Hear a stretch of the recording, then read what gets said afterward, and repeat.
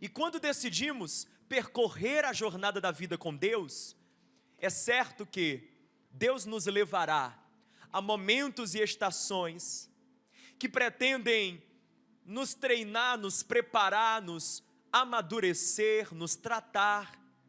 Momentos, lugares, estações em que Deus trabalha em nós. E nós, ao longo dessa série, estamos falando sobre essas estações para as quais Deus nos dirige ao longo da nossa jornada com Ele. O pano de fundo da nossa série é a biografia do profeta Elias. Elias, um homem comum, um homem ordinário, que vive uma jornada extraordinária com Deus. Um homem simples, mas um homem de Deus, que faz a sua jornada com o Senhor. E ao longo da jornada de Elias encontramos diferentes momentos. Momentos que não são apenas dele, mas também são nossos. Domingo passado eu falei quando Elias foi ao Ribeiro de Querite, um lugar onde ele foi quebrado, treinado, aperfeiçoado, preparado para aquilo que Deus tinha para ele. Então, semana passada nós ouvimos sobre tempo de preparo. Hoje eu quero falar sobre um outro episódio, um outro momento na jornada do profeta, que corresponde a um momento que todos nós também enfrentaremos na nossa jornada. É o Carmelo, o Monte Carmelo. Elias sobe ao Monte Carmelo para um tempo de conflito, de embate. Na nossa vida nós também temos os nossos Carmelos, tempos de conflito e de embate, tempos em que a nossa fé tem que funcionar. São momentos em que você tem duas opções, ou dá certo ou dá certo, ou você crê ou você crê. Momentos Carmelo, sobre isso eu quero falar hoje. Pode ser assim? Você pode orar comigo, pedir para que Deus fale conosco, para que o Espírito Santo fale conosco. Pai querido, hoje aqui nessa noite, eu quero te pedir, fala conosco na tua infinita misericórdia. Eu não sou capaz, ó Deus, de falar aos corações. Eu tenho uma mensagem pronta que eu creio, o Senhor que me deu, mas na verdade só o teu Espírito toca corações e fala no íntimo, no profundo. Hoje nessa noite nós pedimos, fala conosco de uma maneira muito profunda, para a tua glória, assim oramos, em nome de Jesus. Se você crer, você pode dizer amém. Abra comigo a sua Bíblia em 1 Reis capítulo 18. Semana passada nós navegamos no capítulo 17 de 1 Reis, mas agora nós retomamos a nossa caminhada na biografia de Elias, aqui no capítulo 18, verso 1. A palavra de Deus diz assim: E sucedeu que depois de muitos dias, a palavra do Senhor veio a Elias no 3º ano, dizendo: Vai, apresenta-te a Acabe, porque darei chuva sobre a terra. Por que o 3º ano? Então aqui cabe um parênteses, uma explicação, na verdade uma retrospectiva da semana passada. Semana passada nós falamos que esse é um tempo em que o povo de Israel estava afundado em uma idolatria sistêmica, ou seja, a nação havia embarcado nessa nova onda de fé, adorar outros deuses, adorar Baal, Aserá, outros deuses. E em meio a esse caos espiritual, Deus levanta um homem, um profeta, Elias, para confrontar a idolatria do povo, para confrontar o pecado dos reis de Israel, Acabe e Jezabel.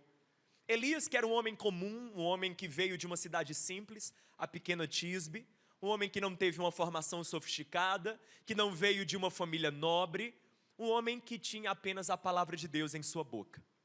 Ele vai munido com a palavra do Senhor ao palácio do rei Acabe, com uma advertência, uma profecia de juízo. Ele diz: Acabe, Deus vai julgar a nação, o tempo do juízo chegou, consequência do pecado de vocês veio.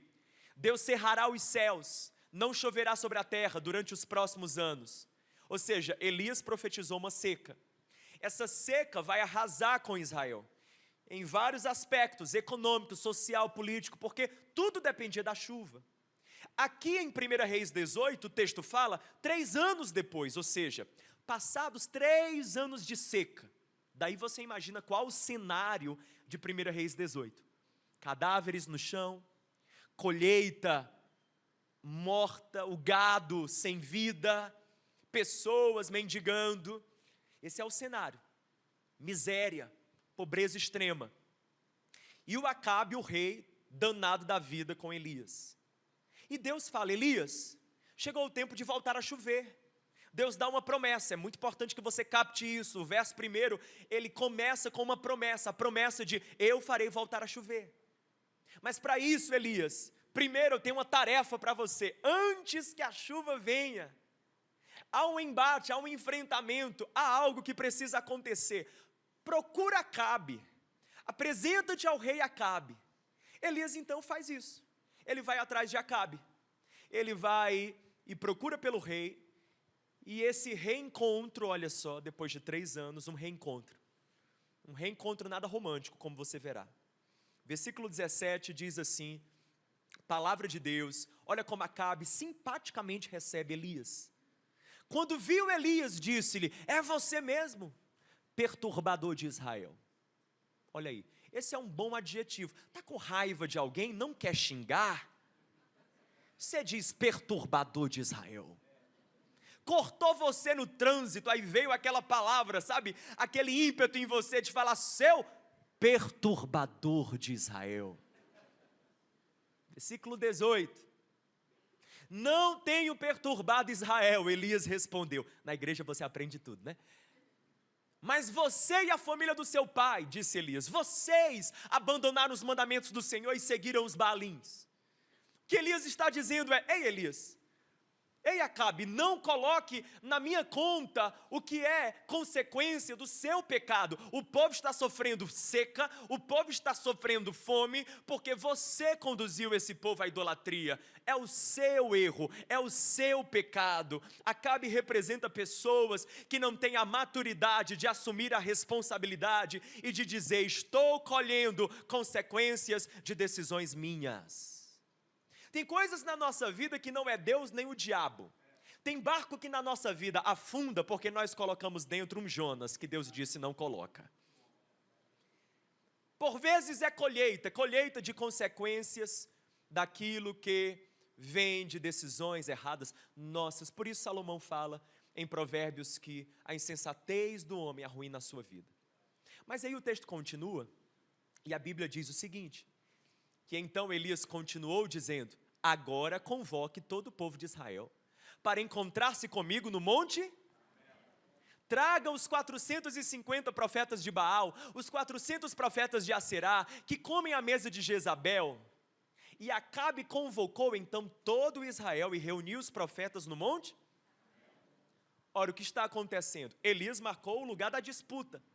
Se você continuar lendo no texto, você verá que Elias convoca o povo de Israel, os falsos profetas, para um momento de prova dos 9.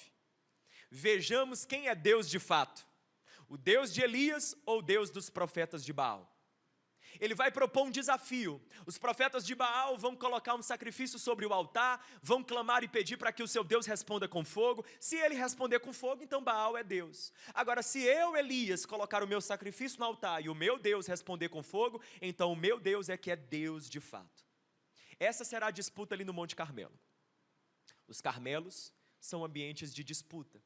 São lugares, momentos, estações na nossa vida de conflito, em que a nossa fé nos coloca nessa zona de enfrentamento, e você não pode retroceder, não pode voltar atrás, tem que seguir em frente, faz parte do plano de Deus para você. É uma briga que Ele disse para você: compre, porque você sabe que há guerras na nossa vida que devemos evitar, as guerras desnecessárias, as guerras tolas, mas existem guerras, existem brigas que Deus nos diz para comprar. Quando Ele tem um plano, quando Ele tem uma causa que Ele quer que defendamos, quando Ele tem uma mensagem que Ele quer que a gente pregue, quando Ele tem um propósito que a gente quer que Ele quer que a gente cumpra, quando Ele tem uma tarefa que Ele quer que a gente realize. Calma aí, isso daí não podemos evitar, é Carmelo.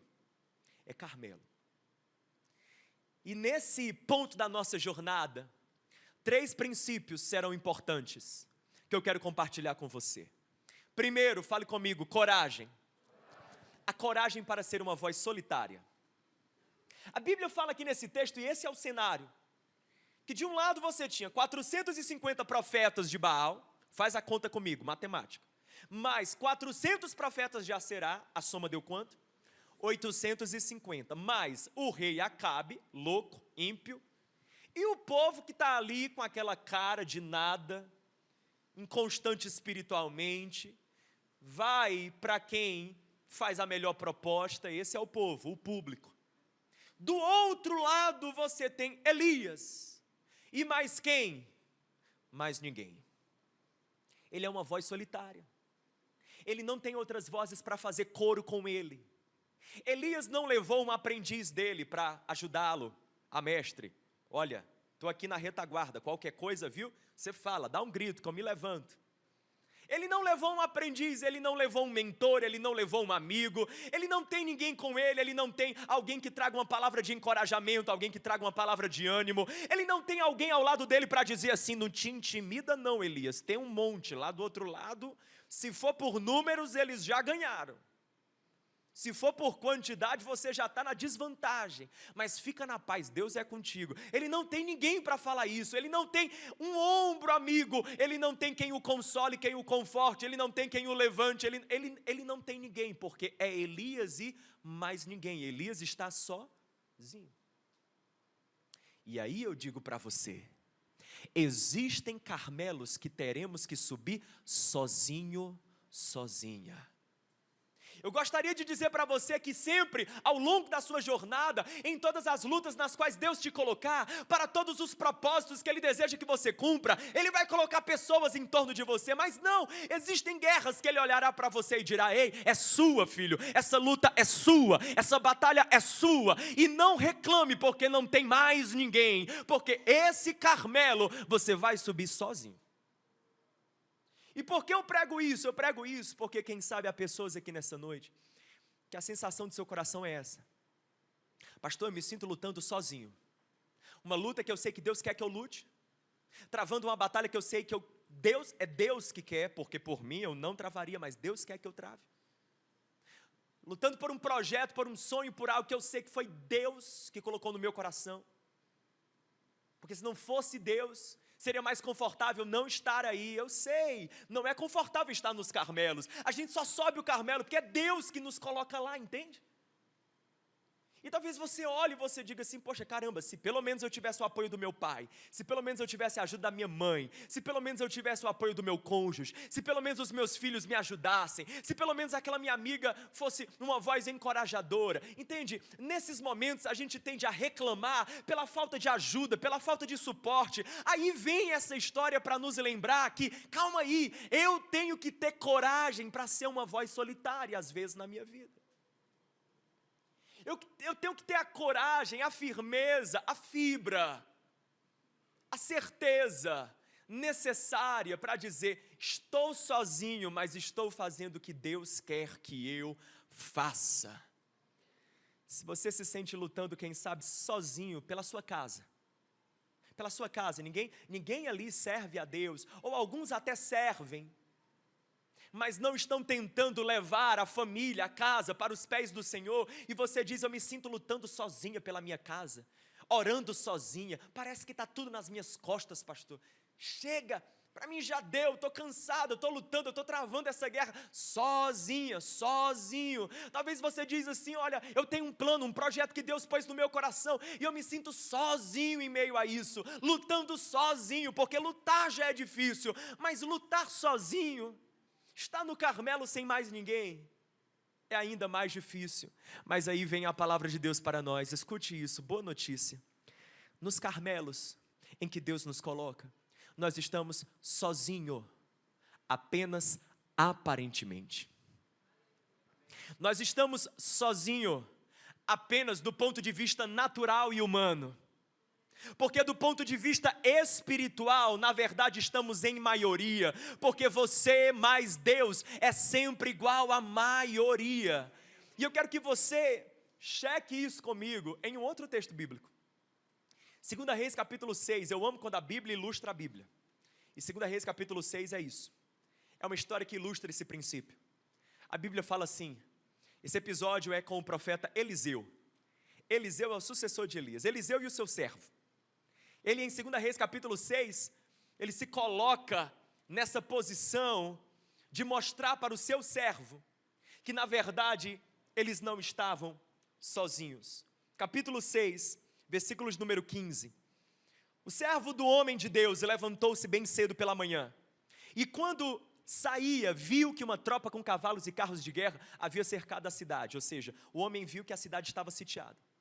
Ele fica desesperado e ele exclama: ah, meu Senhor, o que faremos? E o profeta respondeu: ei, não tenha medo. Leia comigo o restante da frase, por favor, igreja. 3, 2, 1, todos juntos. Aqueles que estão conosco são mais numerosos. Eu penso que o servo olhou ao redor e disse assim: mas quem está com a gente? Só tem eu e você, querido. Está vendo alguma coisa em outra dimensão? E aí vem o versículo seguinte, onde Eliseu fez uma oração. Eu quero fazer essa oração hoje aqui nesse lugar. Eliseu orou dizendo: Senhor, abre os olhos dele para que veja, porque nem todo mundo que enxerga vê. Daí a Bíblia diz: então o Senhor abriu os olhos do rapaz, ele então olhou e viu. Naquele momento ele não apenas olhou, olhar, ele já tinha feito isso. Ele olhou e viu os inimigos, ele olhou e viu as resistências, ele olhou e viu os percalços, ele olhou e viu como a situação se apresentava do lado de fora. Mas quando Deus lhe abre os olhos, ele não apenas olha, ele vê, ele enxerga do ponto de vista espiritual. E quando ele vê colinas cheias de cavalos e carros de fogo ao redor de Eliseu. Querido, eu oro isso, que hoje Deus abra os seus olhos e que você veja que nesse Carmelo você não está sozinho, está aparentemente sozinho, mas maior é aquele que está em você do que aquele que está no mundo, maior é aquele que é por você do que aqueles que se levantam contra você. Louvado seja o nome do Senhor, porque se Ele é por nós, quem será contra nós? Quem será contra nós? Esse é o princípio que aprendemos de Gênesis a Apocalipse. Pega isso, esse é o princípio. Se é propósito de Deus, conte com a presença de Deus. Está nesse Carmelo por vaidade ou para a glória de Deus?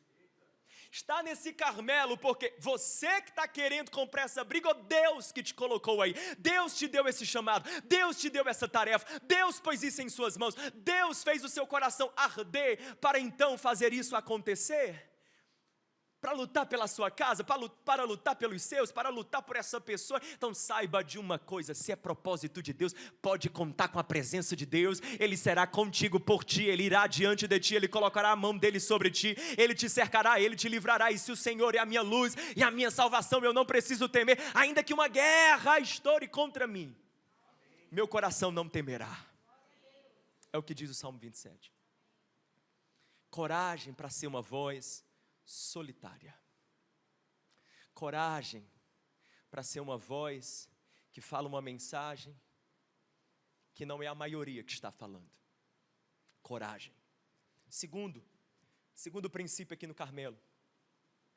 Fala comigo: compromisso. O compromisso de destituir ídolos, falsos deuses, e de acabar com a oscilação espiritual. A Bíblia diz que, voltando agora para 1 Reis capítulo 18, o profeta, ele então se dirige ao povo. Veja esse versículo, me acompanhe. Versículo 21, ele dirige-se ao povo e fala com o povo de Israel: até quando vocês vão oscilar para um lado e para o outro? Se o Senhor é Deus, sigam-no, mas se Baal é Deus, sigam-no. O povo, porém, nada respondeu. Ficou em silêncio. Até quando vocês vão oscilar de um lado para o outro? O que o profeta estava denunciando eram pelo menos aí 2 pecados. O primeiro, idolatria, e o segundo, oscilação espiritual. Idolatria: o povo estava adorando algo que não era Deus, estava tratando o que não era Deus como Deus. Falsos deuses, ídolos, daí idolatria. Você sabe que Deus não é uma pessoa, Deus é um título, Deus é um status de importância. Você pode transformar qualquer coisa na sua vida em Deus. Pense como em uma etiqueta, Deus, escrito assim, Deus. Aí você coloca sobre qualquer coisa. Você pode colocar sobre o dinheiro, você pode colocar sobre alguém, você pode colocar sobre um namoro, você pode colocar sobre a sua religião, você pode colocar sobre uma ideologia política, você pode colocar sobre um candidato, você pode colocar sobre um partido, você pode colocar sobre uma carreira profissional. Tudo, qualquer coisa na vida pode virar Deus. Basta que esse algo, essa coisa ou esse alguém assuma o centro do seu coração e se torne a base de 3 S's. Pegue isso aqui, 3 S's: segurança, significado e satisfação. Tudo na sua vida que assumir o centro do teu coração e se tornar a base da sua segurança, do seu significado e da sua satisfação, tornou-se Deus. Tornou-se falso Deus, mas Deus. E aqui vai uma observação muito importante. É que não são as coisas ruins que nós temos a tendência de transformar em Deus. São as coisas boas. São as coisas boas que passamos a tratar como coisas últimas. São coisas boas que passamos a tratar como coisas essenciais, percebe? Tudo isso que eu citei, por exemplo, é bom. O dinheiro em si não é ruim, é bom. A beleza em si não é ruim, cuidar da sua estética, do seu corpo não é ruim, é bom. Um relacionamento, um namoro, um afeto, alguém que te dá carinho e com quem você troca carinho, não é ruim, é bom. Tudo isso, e eu poderia continuar essa lista. Seu trabalho, sua profissão, sua vocação profissional. É bom, tudo isso é bom, tudo isso é bom, mas quando esse bom se transforma em essencial, quando esse bom ganha na minha vida um peso de coisa última. E o que é uma coisa última, pastor? Coisa última é aquilo que eu não sei viver sem. Daí um grande teste para saber se temos ídolos, se temos falsos deuses abrigados em nós. Olha o teste.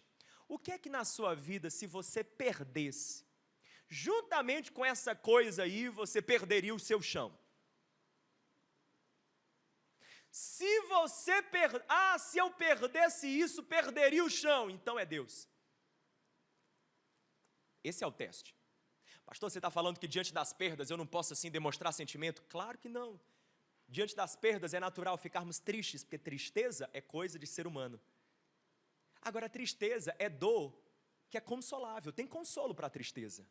Tristeza passa, o choro dura uma noite, a alegria vem pela manhã, a tristeza ela é transitória. Agora, quando algo é Deus na nossa vida, ganhou o status e o peso de Deus, porque se tornou o centro do meu coração, se tornou a base da minha segurança, do meu significado, da minha satisfação, isso daí, irmão, quando eu perco é diferente. Eu não caio na tristeza, eu caio no poço do desespero.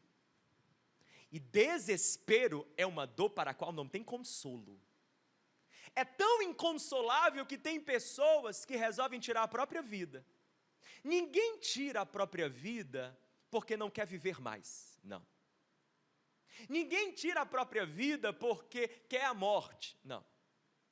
Pessoas tiram a própria vida porque não aguentam mais a dor que estão sentindo. Estão tomadas por uma dor inconsolável, nada consola. O abraço da mãe não consola, o ombro da amiga não consola, a palavra do pastor não consola, a palavra de Deus não consola. E quando estamos numa dor inconsolável e queremos exterminar a dor, aí chegamos à maldita conclusão, à diabólica conclusão, de que então é melhor que eu não viva mais. Porque se é para estar com essa dor inconsolável, é melhor não viver. Entende os processos onde a gente vai caindo?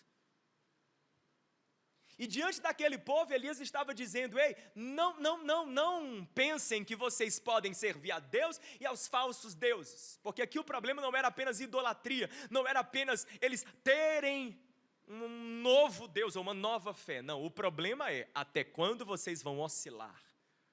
Ou seja, até quando vocês vão tentar conciliar a aliança que vocês têm com Deus, com a devoção de vocês aos falsos deuses. E eu penso que aqui está um grande confronto de Deus para nós hoje. Porque nós somos o povo que crê no Deus de Abraão, Isaque e Jacó, sim ou não? Nós somos o povo que abre a Bíblia, que lê a Bíblia, porque cremos que há um Deus eterno, Criador dos céus e da terra. Nós somos o povo que se reúne aqui no domingo, nesse dia especial, para levantar as mãos e cantar louvores a Deus, porque cremos em Deus. Nós escrevemos pedidos de oração, porque sabemos que há um Deus que responde. Nós nos assentamos para ouvir uma palavra, pois desejamos ouvir a Deus. Então nós somos o povo que tem esse Deus. Mas o confronto de Deus é, não, a questão não é se você me tem. A questão é se você só me tem, ou se você me tem somado com outros deuses em seu coração. Oscilação espiritual. No domingo podemos adorar esse Deus, servir esse Deus, cantar louvores a esse Deus, mas no dia a dia, na segunda, na terça, na quarta, na minha empresa, no meu trabalho, nas minhas decisões dentro de casa, na maneira como eu me relaciono com as pessoas, eu posso estar servindo outros deuses, nas escolhas que eu tomo na vida, na maneira como eu me construo enquanto ser humano, eu posso estar servindo outros deuses. E é isso mesmo, porque para cultuar esses outros deuses, a gente vai fazendo cada sacrifício irracional. É no altar do Deus dinheiro que por vezes fica como sacrifício a nossa família. É no altar do Deus sexo que por vezes fica sacrificado uma aliança conjugal. É no altar do Deus estética que por vezes fica como sacrifício a nossa saúde mental, emocional. Os ídolos, os falsos deuses nos dominam, nos escravizam. E o pior de tudo, nos frustram. Por quê? Porque pegue isso, por favor.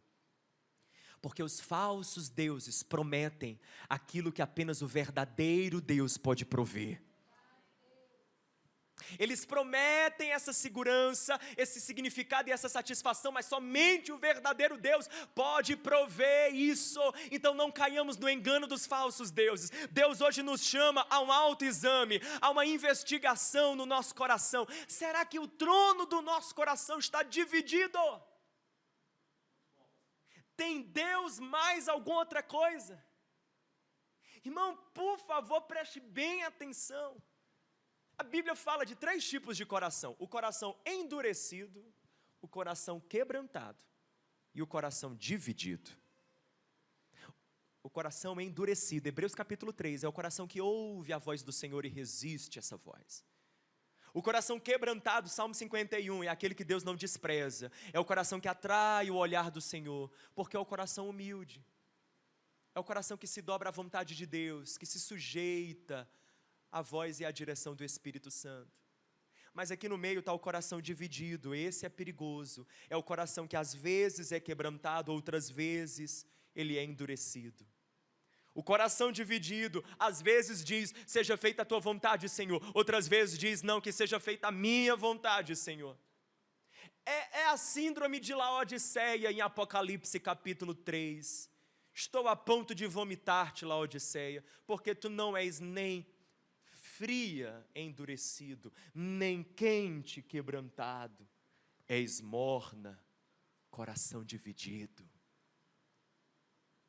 Você sabe que tem relações na vida que não cabe o meio. Por exemplo, meio casado. Você já viu essa de meio casado? Não rola. O camarada falar meio casado, pode esperar, ele vai virar meio defunto.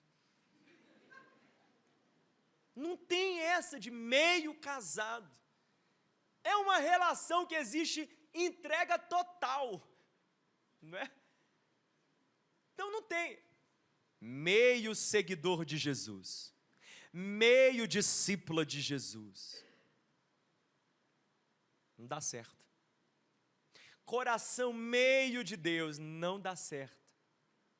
E por isso no Antigo Testamento encontraremos essa expressão sobre os reis que não serviram a Deus com inteireza de coração, ou seja, uma parte não era do Senhor. E aqui fica a palavra de Deus para nós: meio compromisso é igual a total descompromisso. É forte, né? Mas é verdade, é bíblico, e é isso que Elias está confrontando para aquele povo. Não achem, Elias estava dizendo, que Deus vai ser mais um no panteão de deuses que vocês montaram para vocês. Não. Deus nunca se propõe a ser mais um. Ele sempre quer exclusividade. 1 de Pedro capítulo 2, versículo 9, palavra de Deus, diz assim: vocês, porém, são geração eleita, sacerdócio real, nação santa. Essa é a nossa identidade. Pedro então completa: povo de propriedade exclusiva de Deus. Ele quer exclusividade. E aqui eu lanço então um ponto final nessa reflexão sobre coração dividido, sobre esse compromisso que Deus quer de nós nos nossos Carmelos. A reflexão é: hoje é dia de nós tirarmos tudo que está atrapalhando a nossa lealdade absoluta a Jesus Cristo. Tudo que está entre você e Jesus, você e o Senhor, Ele olha nos teus olhos, como olhou nos olhos do jovem rico, e disse: passa para cá, deixa aos meus pés, porque ou é tudo ou é nada. Ou esse coração é inteiramente meu, ou ele não é nada meu. Fale comigo: compromisso. Veja que o Carmelo é desafiador. É esse ponto da jornada em que Deus não alivia, Ele chega com tudo. Vai subir e é sozinho. Trinca os dentes e segue. Coragem para ser uma voz solitária. Compromisso, chega. Até quando vocês vão oscilar? Chega, chega. Lembra que eu falei semana passada, eu disse que ao longo dessa série ia ter domingo para chorar e domingo para dizer: Pai de misericórdia. Domingo passado foi lágrimas. Hoje é um domingo de confronto. Mas por último, vem uma outra palavra, fala comigo: convicção.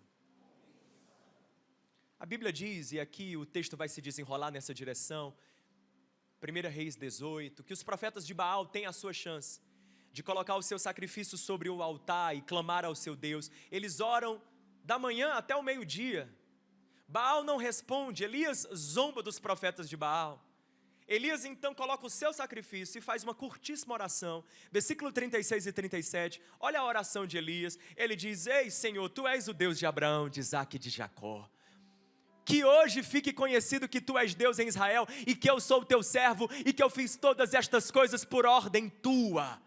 Responde-me, ó Senhor, responde-me, não para a minha glória, não para a minha fama, não para que eu, Elias, fique conhecido como o profetão da vez, não, responde-me para que este povo saiba que Tu, ó Senhor, és Deus, e que fazes o coração deles voltar para Ti. E a Bíblia diz que então, diante dessa curta e simples oração de Elias, o céu se abre, fogo cai, Deus se manifesta, o povo de Israel que a tudo assiste ali, cai no chão prostrado e diz: o Senhor é Deus, o Senhor é Deus.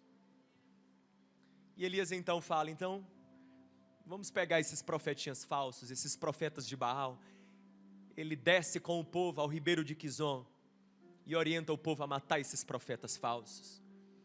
E diz para Acabe: Acabe, vai para casa, come e bebe, porque eu já ouço o barulho de chuva pesada.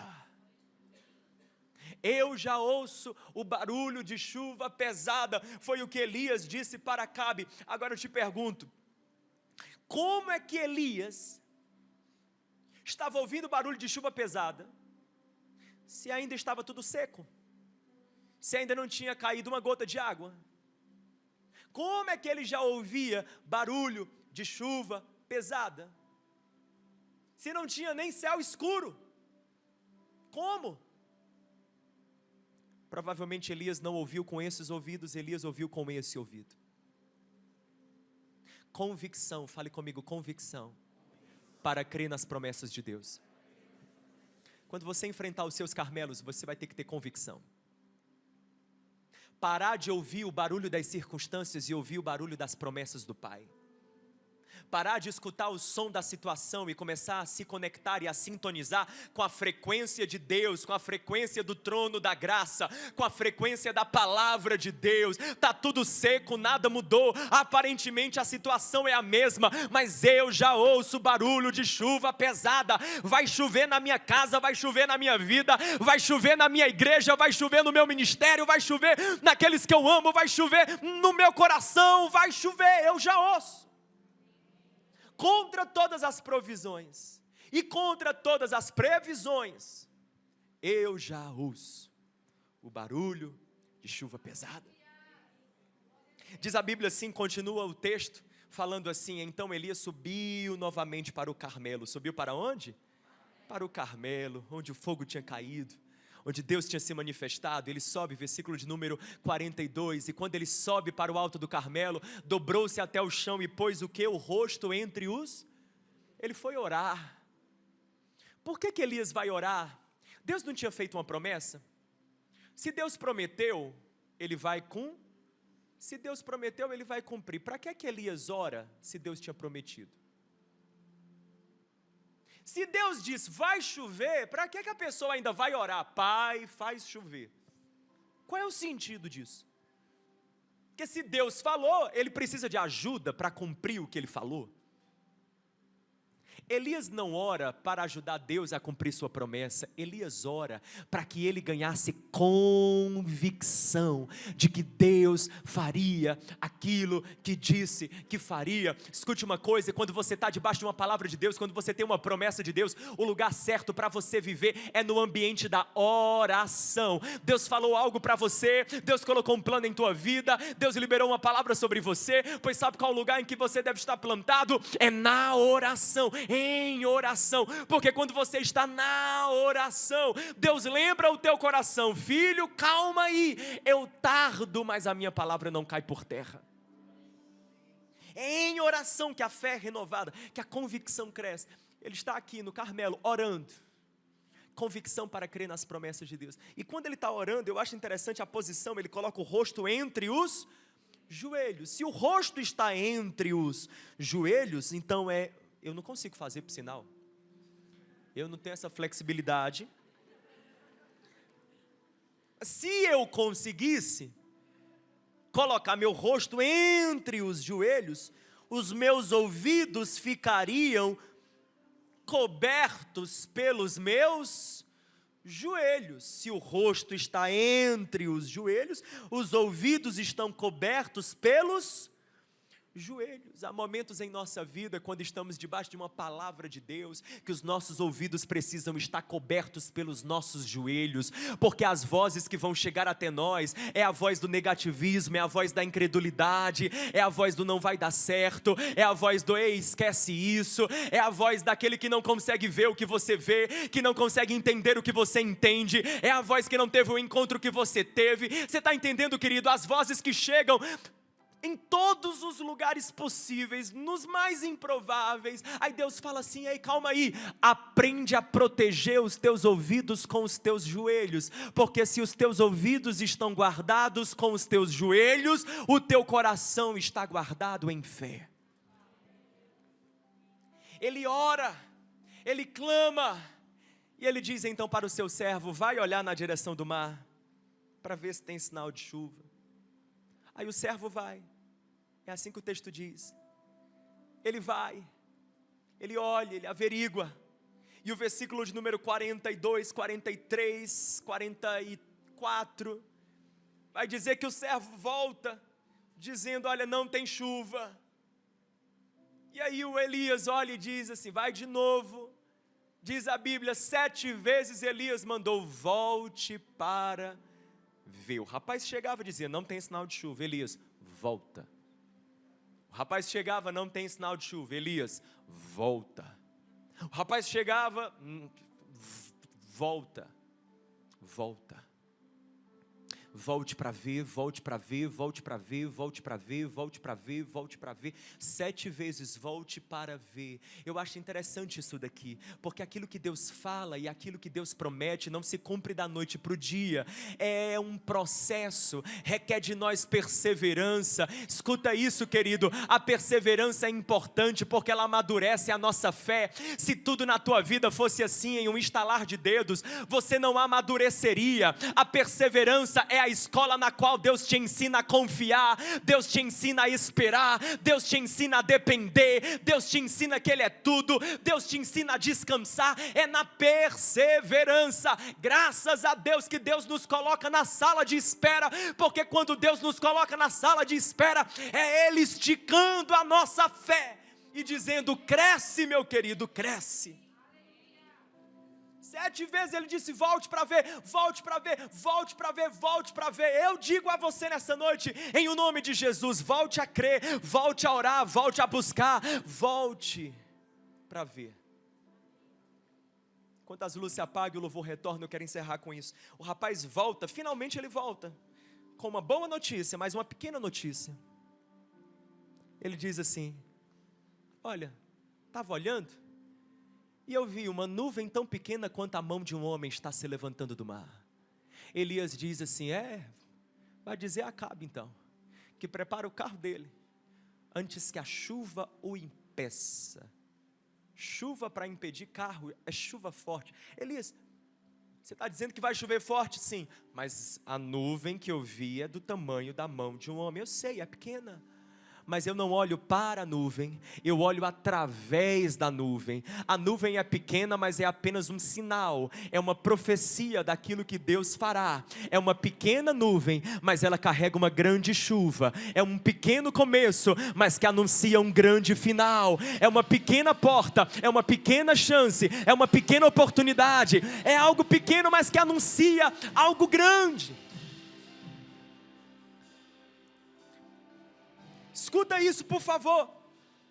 Às vezes nós achamos que quando oramos, Deus responde às nossas orações sempre no à vista. Deixa eu falar uma coisa para você, às vezes Deus responde parcelado. E a primeira parcela vem com abatimento. Vem bem curtinha, quem está entendendo o que eu estou pregando aqui? Deus responde na parcela e a primeira parcela é só o sinal.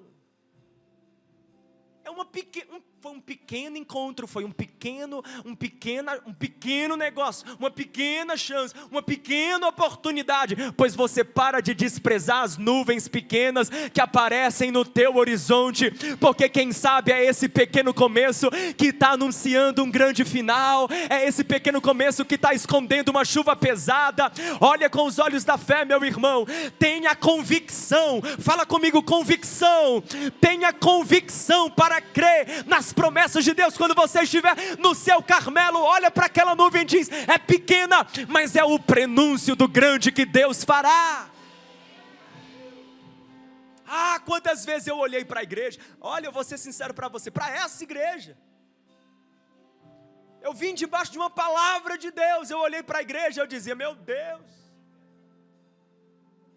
eu pensava: Senhor, aí Jesus dizendo assim: é uma pequena nuvem, você não despreza uma pequena nuvem, você passe a ouvir barulho de chuva mesmo tendo uma pequena nuvem, você não despreza os pequenos começos, porque pequenas nuvens profetizam poderosas, tremendas, grandes chuvas.